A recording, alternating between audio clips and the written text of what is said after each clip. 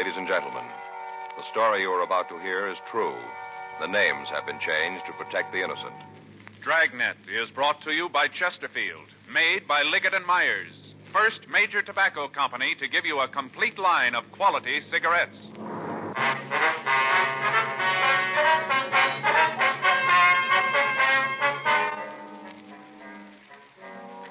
You're a detective sergeant. You're assigned to homicide detail. You get a call that a woman has been badly beaten. The circumstances indicate foul play. Your job? Check it out. The nation's top golfers and sports writers have named Ben Hogan Professional Golfer of the Year. Ben, of course, smokes Chesterfields. But let's hear what he has to say about them himself. I'm a Chesterfield smoker and have been for 7 years. The reason's simple. Chesterfield is the best for me. They're milder, and they taste great. Try them yourself. Take that suggestion from Ben Hogan today. Try Chesterfield, regular or king size. They're low in nicotine, highest in quality, really mild, really satisfying. Chesterfield, best for you.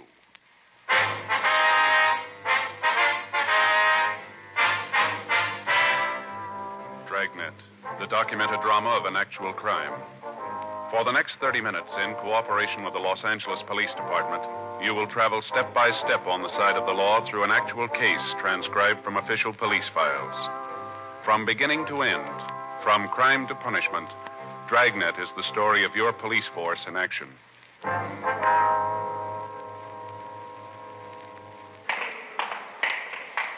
It was Tuesday, November 17th. It was raining in Los Angeles. We were working the night watch out of homicide detail. My partner's Frank Smith. The boss is Captain Lorman. My name's Friday. We were on our way back from the main jail, and it was 11:27 p.m. when we got to room 42. Homicide. We got to get that car radio fixed, Joe. It's getting worse all the time. Yeah, well, we can take it over in the morning.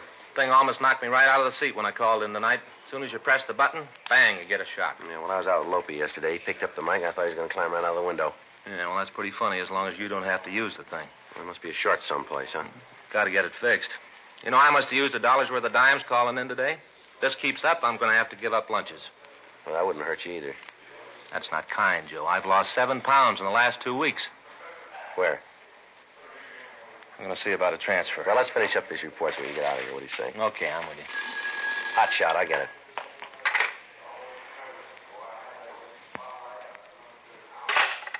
That's a robbery call, bar out in Olympic. Oh, thought for a minute we were going to have to go out. All I want to do is get home and get some dry socks on. My feet are killing me. Yeah, well, I got an idea. If you'll stop talking and pick up a pencil, we can quit on time for a change. Another hot shot. I'll get it.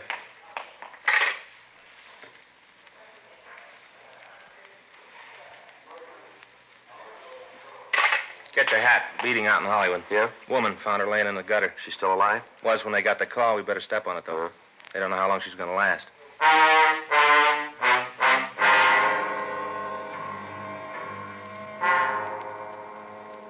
When we got to the address we'd been given by the complaint board, 2 radio cars from Hollywood Division were already there. An ambulance had arrived, and the crew was doing what they could for the victim.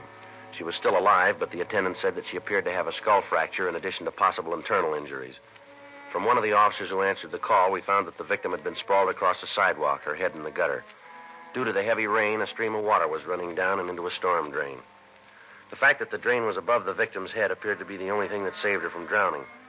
The crime lab had been called, and the men from Hollywood Division were doing what they could to keep the crowd back in order to preserve any physical evidence that might have been left.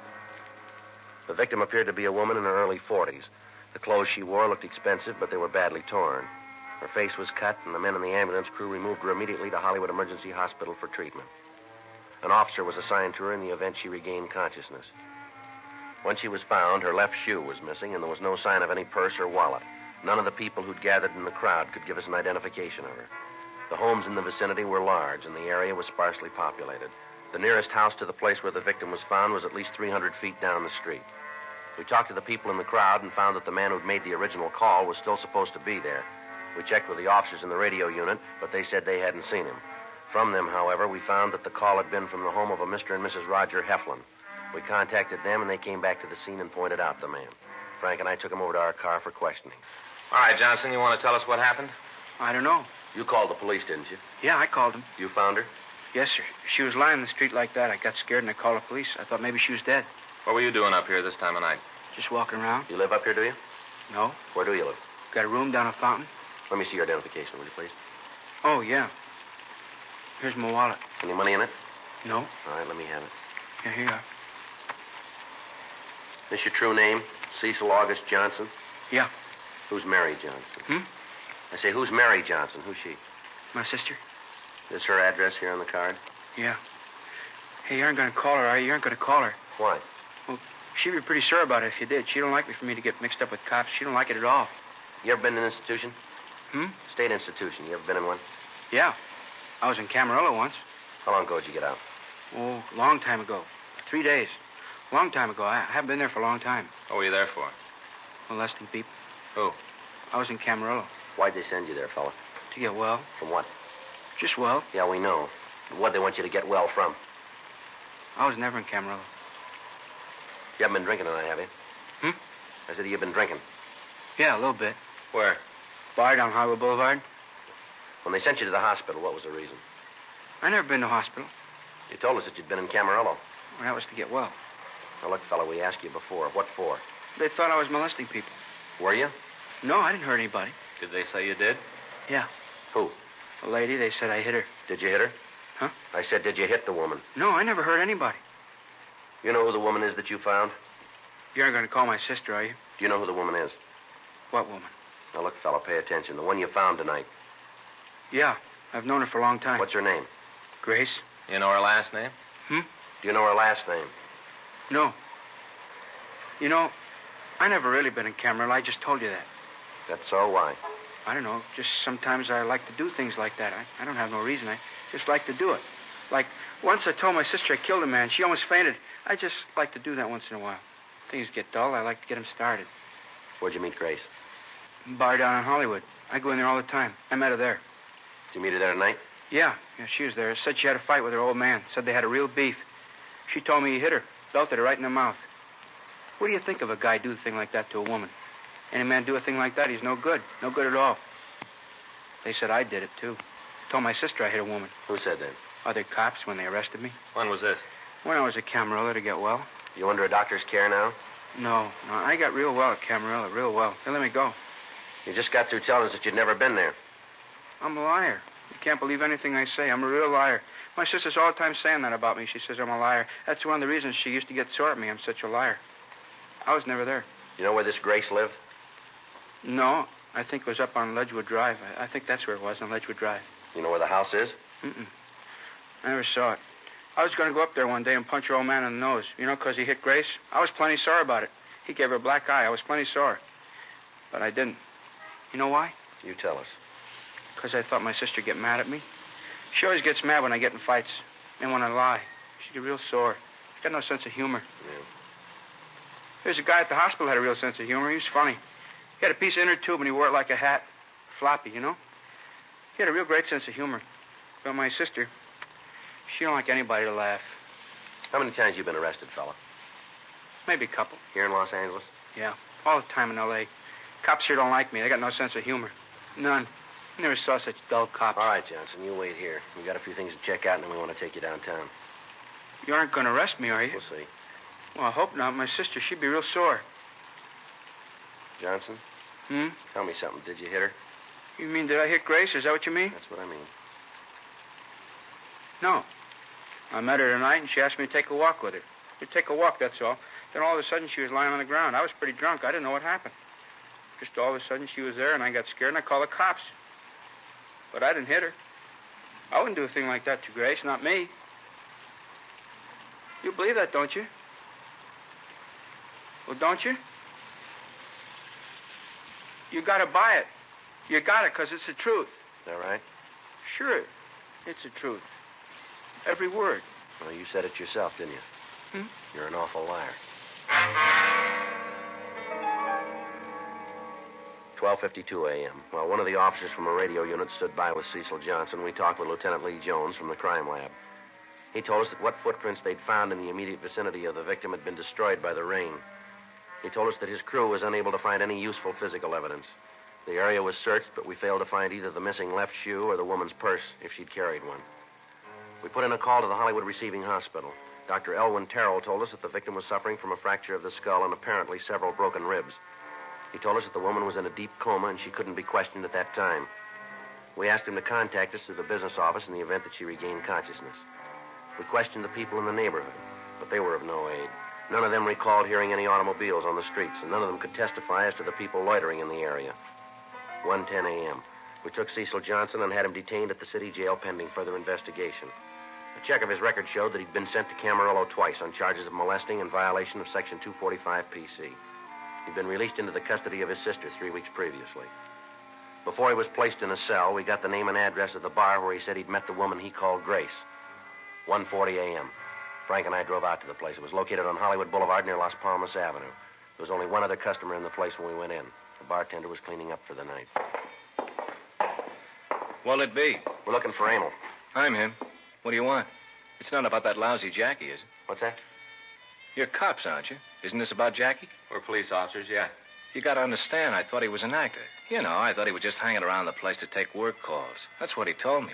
I didn't have no way of knowing different. It's the truth. We don't know anything about Jackie. We'd like to ask you some questions about a man named Cecil Johnson. That crackpot? You know, I thought you were after me because of Jackie. Oh, there it goes again. Excuse me. Yeah. Hello? Yeah, it is. No, he ain't here anymore. What? I don't care how the horse did. Jackie ain't here. Now, don't call me no more. You see, this guy Jackie's a book. All the time he's using my phone, and I don't know it. Yesterday, a couple of cops come in and put the arm on him. All day, the phone's been ringing. Yeah. From what they say, he's lucky he got arrested. He must have lost his shirt yesterday. Horse came in that paid 20 to 1. Boy, he really must have had it. I see. Now, what do you know about this Cecil Johnson? That creep.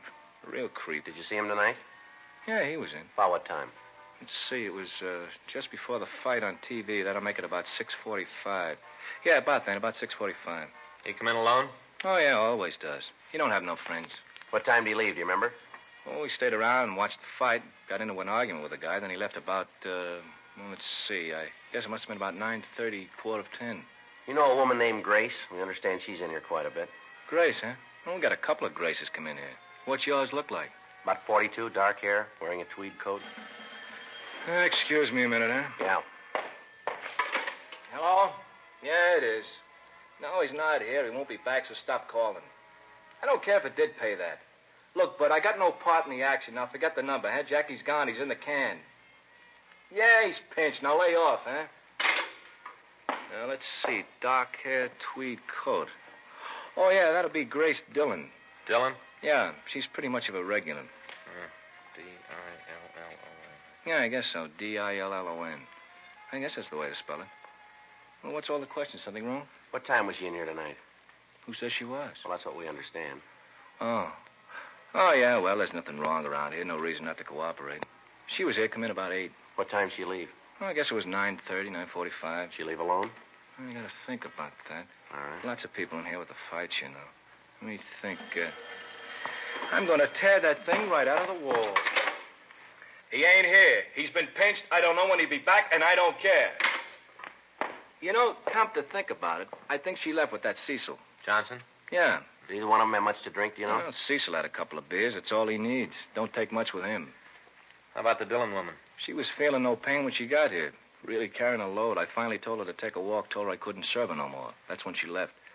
Her and Cecil were sitting right there next to each other. When I told her I wouldn't pour no more for her, she got hacked, and her and Cecil left. You know where she lives? Not right off. I can look it up. We keep a list of people who come in here. Send them announcements about things, like when we get a new piano player, things like that. I see. I can look it up for you. Just take a minute. Fine, thanks. C, A, B, C. Oh, here it is. Darby, Dexter, Dibbs. I wished he'd come in and pick up the tab we can. Oh, let's see here. Here it is. 2917 Ledgewood Drive. 2917. Thank you. You can take the card if you want. Don't make any difference to me if she never comes back. The way she carried on tonight. People just don't understand. What's that? You can just serve them so much. After that, you're pouring 100-proof trouble. You got to shut them off sometime. Uh-huh. She ever come in here with her husband? Dylan? Yeah. A couple of times. Quite a while ago, though. They came in late one night, sat back there in the booth, had a couple of quick belts. He drinks Irish whiskey, likes it neat. They had a big beef. I finally had to go back and ask him to go out. He's a real bum. He's mean. Mm-hmm. Yeah. The kind of guy where to know him is to hate him. You know the kind? Yeah. He ain't here. I don't care how much you lost. He's in the can and What? Oh, yeah, honey. Well, I didn't know it was you. Uh-huh. Yeah, I'll be home early as soon as I close up. Right. Yeah, well, I do, too. What? All right, honey. I love you. I do, too, mean it. Look, honey, there's a couple of men here I got to talk to. Well, yeah, as soon as I close up, yeah. Goodbye, honey. What? Oh, yeah, all right. There, bye. It's the wife. We've just been married a couple of weeks. She's kind of, you know. Yeah. Did Dillon ever hit his wife, would you know? Yeah, he did. She came in here one night with a mouse that had no end. Said her old man gave it to her. Say, what's all this about anyway? There's something wrong with Grace? Something happened to her? Well, we don't know yet. Well, let me give you this for free. If there's anything happened to her, 6 to 1 even was her old man. He's a real bum. He's mean. Anything wrong, and it's him that caused it. You better talk to him. You'll find out. All right, sir. Thank you very much. Yes, sir, we will. Thanks. No, not at all. Glad to help out. All right. Good night. Say, you guys going downtown? Yeah, that's right. To the jail? Yeah. Well, if you see Jackie, will you give him a message for me? All right. What's that? Tell him if he gets out, I don't want him back here no more. Okay. Guy ties up my phone.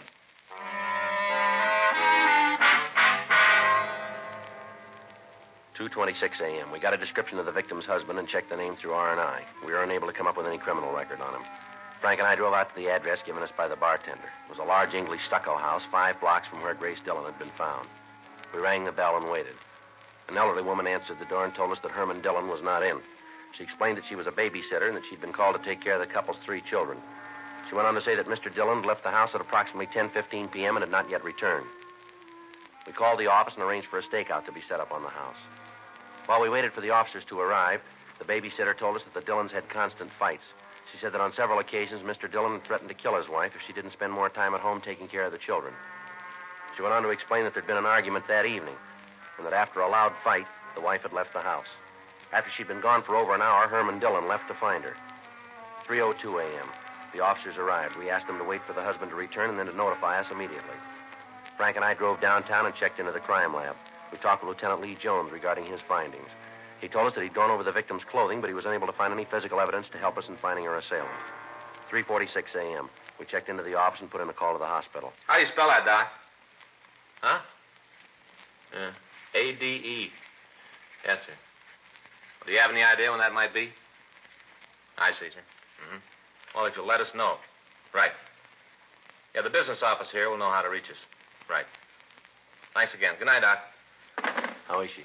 Well, the doctor says he's finished his examination. She's got a frontal bone fracture, 3 broken ribs, cuts, and contusions. She going to be all right? Yeah, you think so. Says she might come out of it any time. Says it looks like she might have been thrown from a car. Well, that'd explain the missing shoe and purse, wouldn't it? Yeah. You have any idea when we can talk to her? No, might not do any good anyway. What do you mean? Well, the doc says this kind of fracture can produce a retrograde amnesia. Huh? She won't remember anything.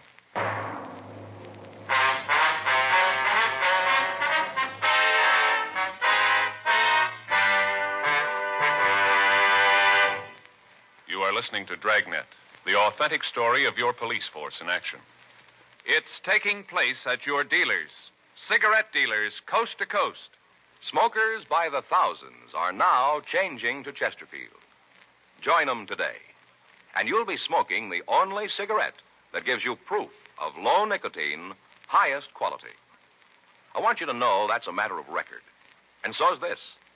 As I've been telling you, Chesterfield is the only cigarette with this proven record with smokers. No adverse effects to the nose, throat, and sinuses from smoking Chesterfields. Good reasons why you should change to Chesterfield? You bet. Ask for Chesterfield. Regular or king size, best for you.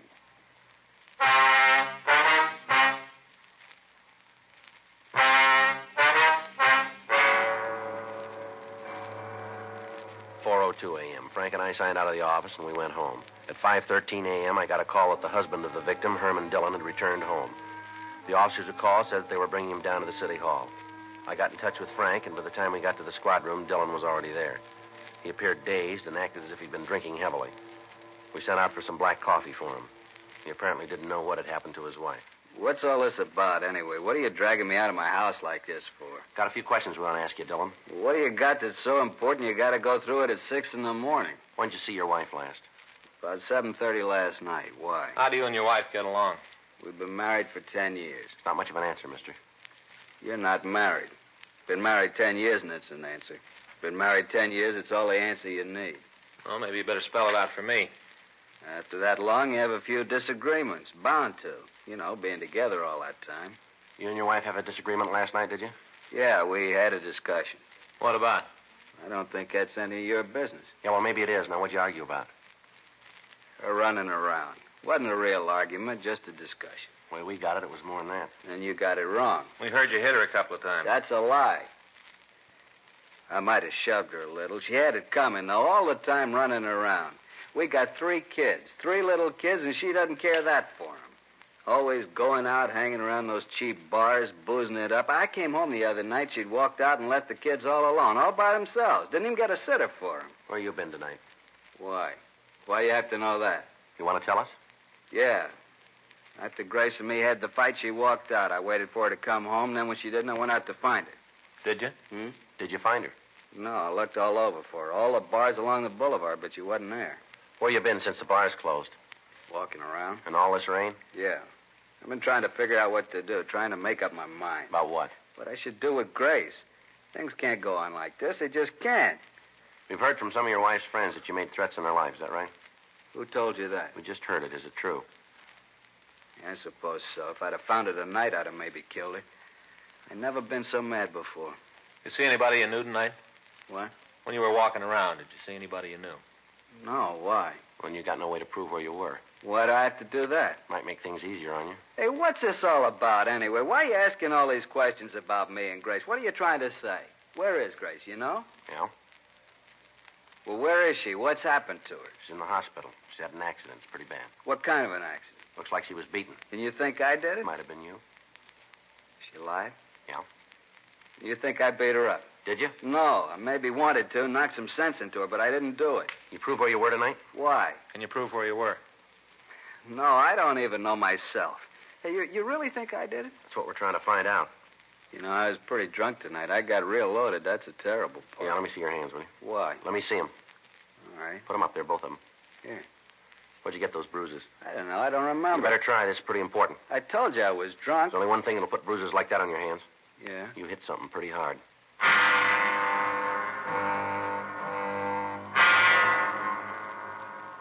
Herman Dillon was detained pending further investigation. We'd called the hospital, but there was no change in Mrs. Dillon's condition. Because of the lack of physical evidence, her testimony was essential in apprehending the person who'd beaten her. We had 2 prime suspects. Cecil Johnson, who was known to have been in her company when she left the bar. Johnson's record indicated that he was capable of committing the crime. On the other hand, the victim's husband had stated that he might kill her. He was unable to explain his movements at the time of the attack. The only person who could tell us the true story was the victim herself, and we had the doctor's statement that she might not remember the events immediately leading up to the beating. At 10:14 a.m. the following morning, the officer called from the hospital telling us that Mrs. Dillon had regained consciousness and could be questioned. The doctor told us that she was calling for her husband and asked that we bring Dillon with us. We went by the city jail and picked him up, and then we drove over to the hospital. The doctor told us that Mrs. Dillon was in a weak condition and that we couldn't talk to her at any length. Frank, Dillon, and I went into her room and waited for her to open her eyes. Is that you, Herman? Yes, dear. You're not mad at me, are you? You're not still mad at me? No, dear, I'm not. Oh, that's good. I was afraid you still were mad. You know, Herman, you shouldn't have hit me like you did. I know maybe I had a reason, but you shouldn't have hit me. Can you tell us what happened, Mrs. Dillon? Who are you? Police officers. What are you doing here? Trying to find out who did this to you. It wasn't anybody did it. Ma'am? It wasn't anybody. I did it myself. Silly did it all by myself. I don't believe I understand, Miss Dillon. Herman and me had a fight, and I walked out. I was going to leave him. I went down and had a few drinks, just a few, and I got to thinking about me and Herman. How I was such a bad wife. I got to thinking about the kids and how I was a bad mother. You aren't still mad at me, are you, Herman? Really, in your heart? No, Grace, I'm glad you're going to be all right. That's all that counts. You want to tell us what happened, Miss Dillon, please? I was on my way home. I was going back. Cecil was walking home with me. It was raining pretty hard, and we came to a gutter that was full of water. I stepped up on the curb to go around it. I didn't want to step in the water, and I fell. Fell down the hill, rolled all the way to the bottom, all the way to the next street. I remember falling. I remember laying in the street down below and how I couldn't move. I didn't know about anything else after that. Until just when you got here, Len, I don't remember much of anything. You mean that you fell down yourself, that nobody beat you up, huh? No. Herman hit me when I was home. He got mad at me and hit me. But he was right. You were right, honey, real right. But it's going to be different, I promise you. Just as long as you ain't still mad at me, that's all that matters, that you ain't mad. Now, take it easy, honey. Everything's going to be all right. Just take it easy and try to get some sleep. I love you, Herman. I love you very much. And I'm going to make it all up to you, all the bad times. I'm going to make it all up to you. I love you too, Grace. Now, you go to sleep. Get some rest. All right, honey. All right, thank you, Miss Dillon. We better go.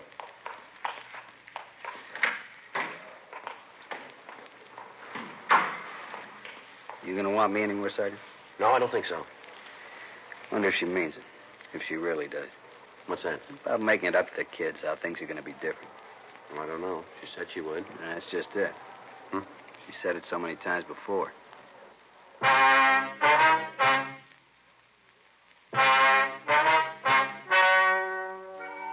The story you have just heard is true. The names were changed to protect the innocent. On November 18th, a meeting was held in the captain's office, Homicide Division. In a moment, the results of that meeting. Now, here is our star, Jack Webb. Thank you, George Fenneman. Friends, we've been getting letters from people all over the country telling us that they've switched to Chesterfield. Now, just as I've been telling you, thousands of smokers are changing to Chesterfield because only Chesterfield gives proof of low nicotine, highest quality. That's why I recommend you try them today. Regular or king size, Chesterfields are really mild, really satisfying. Best for you.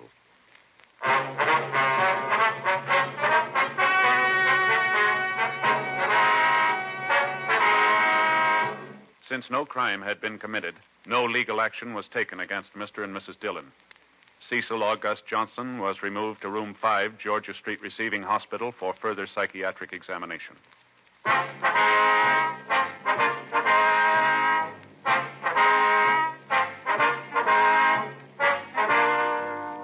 You have just heard Dragnet, a series of authentic cases from official files. Technical advice comes from the Office of Chief of Police W.H. Parker, Los Angeles Police Department. Technical advisors, Captain Jack Donahoe, Sergeant Marty Wynn, Sergeant Vance Brasher. Heard tonight were Ben Alexander, Jack Crucian, Vivi Janis, Harry Bartell. Script by John Robinson. Music by Walter Schumann. Hal Gibney speaking. Watch an entirely new Dragnet case history each week on your local NBC television station. Please check your newspapers for the day and time. Chesterfield has brought you Dragnet, transcribed from Los Angeles.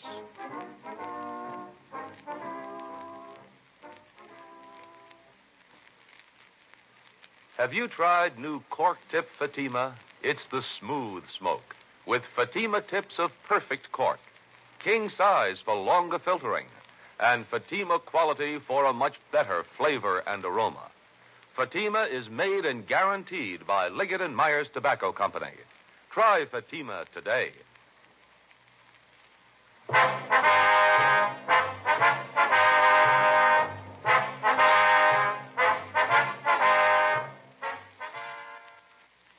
Hear Frank Sinatra as Rocky Fortune tonight on the NBC Radio Network.